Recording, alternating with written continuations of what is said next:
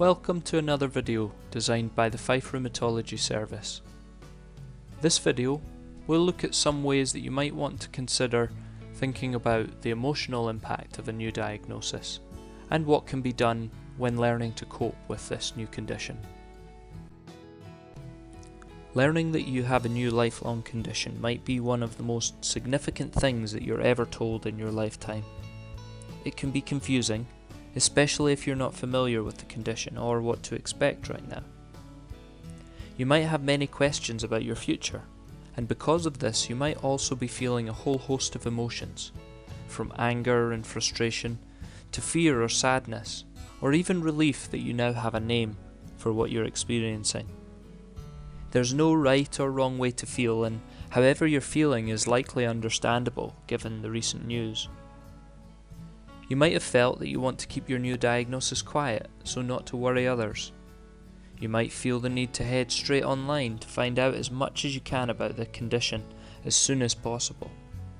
Once again, these responses are perfectly reasonable, but there may be issues with each. We will get to some of this soon. But for now, the important thing is that you remember that while you might be feeling some uncomfortable feelings just now, this is understandable, and there are things that you can do to come to terms with your diagnosis in your own time. We're going to explore some of these now, to give you a better idea of how it might look to adjust to the emotional impact of your diagnosis. Your emotional response to a diagnosis can feel a bit like being on a roller coaster. It can feel like you're moving from emotion to emotion, often very quickly. Sometimes it can feel like you're having to slowly trudge uphill, with little idea of what's coming next. This can feel a bit overwhelming and disorienting, not least of all because there's no specific order when you should feel certain feelings. We all handle emotions differently, and a roller coaster of emotions can look very different for each of us. The reason we might think about it this way is because while we may find ourselves on the roller coaster from time to time, it's our choice whether we stay on it or not. Sooner or later, the roller coaster will come to rest, and we can choose to stand by the side and watch this roller coaster of emotions go by without getting stuck on it forever.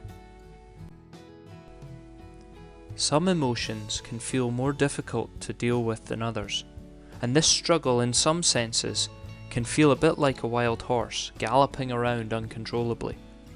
Wrestling with a horse will only agitate it and make it harder to catch.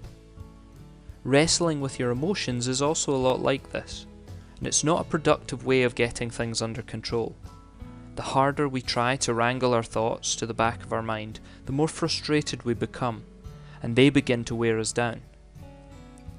Back to our horse again. If you approach it calmly, respecting it as you slowly move into range, this horse will likely feel less threatened and might let you approach with curiosity.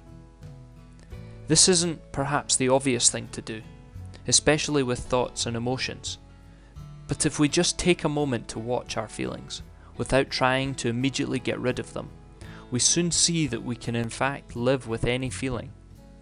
In time, and with patience and compassion, just like the horse, strong feelings can be tamed. Coping with your feelings is more achievable when we find a balance between two things: accepting the parts of the current situation that can't be changed, and making improvements to life where change is possible. By focusing only on accepting the way things are, you might miss out on important growth that can be made. However, by focusing only on improvement, we might frequently overdo it and find that we get frustrated when we don't manage to complete tasks. If you strike a balance between acceptance and improvement, you free yourself up to look at the things in life that are important to you and that are achievable here and now. First of all, with regards to acceptance, it isn't about resigning yourself or being passive to your condition. It's about recognizing the things that you can't change so that you can turn your attention to what can be improved. Usually we mean things that have happened in the past, but this also includes things that might happen in the future too. We spend lots of time worrying about these things that we forget to focus on what's going on right now. By accepting that what's happened in the past, including your diagnosis, is now unchangeable, and that worrying about the future often prevents us from moving forward, then all that's left to focus on is what you can do in this moment.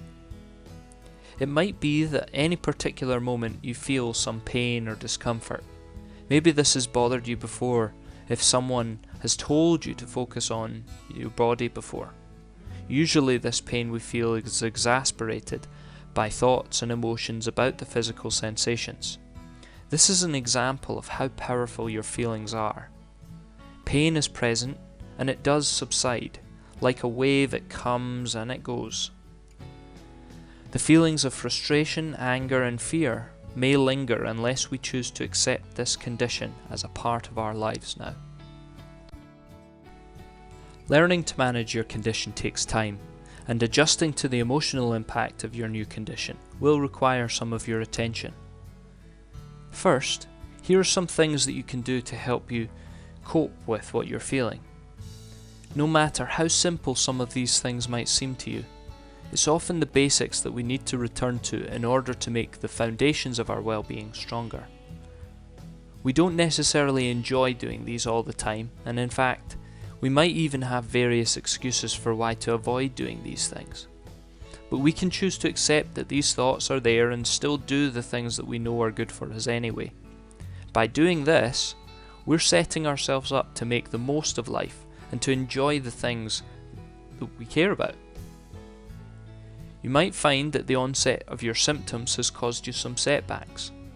Not all of these are set in stone, and in some cases there are things you can do to improve your well-being, sometimes dramatically. For example, how we do this is by identifying areas for improvement.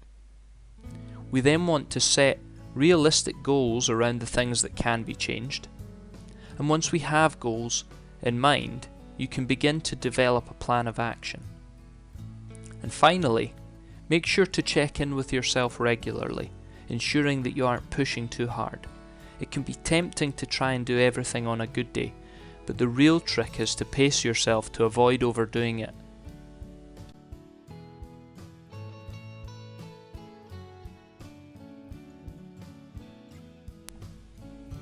For some people, talking about what's going on comes very naturally, while for others, it can feel like quite a task. But it's important to remember that this doesn't have to be your journey to walk alone. We're here to support you in your health. This includes your emotional health too. If you'd like to discuss with someone how you're feeling, then you can get in touch with the team, as we might be able to help provide you with more information about things you can do to manage your condition or your emotions, or direct you to supportive services if you wish to speak with someone further. Let us know how we can help you. Emotions can help guide you in the journey that is your life. This part of your journey can have lots of twists and turns, and there will likely be good days and bad days. There might even be days where you feel like you're no longer on track. But the path is always there, and we are always there for you at every stage of this journey. By helping people live alongside their condition, not fighting, not pushing away or ignoring it, but instead learning to live the best life that you can in spite of your condition is what we are here for.